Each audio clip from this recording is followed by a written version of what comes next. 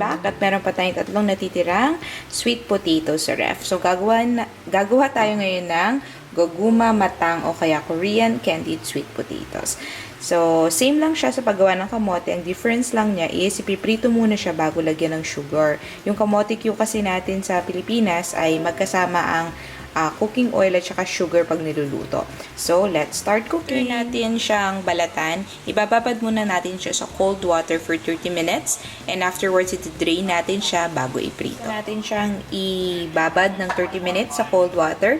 So, ngayon naman, i-deep fry natin siya for 8 minutes. Ito na yung ating mga sweet potatoes. So, tanggalin lang natin sila sa hot oil and then drain natin. Tapos, we'll prepare the sauce. Melt lang natin itong ating sugar dito sa same pan. Tinanggal natin yung mga excess oil kanina. So, pag nag-melt na yung sugar, i-add na natin itong ating nilutong sweet potatoes and tapos na ang ating sweet potatoes Korean version. Finished product, ang Korean candied sweet potatoes o ang goguma matang. Okay? Serve natin ito with fried chicken and beer. Happy eating!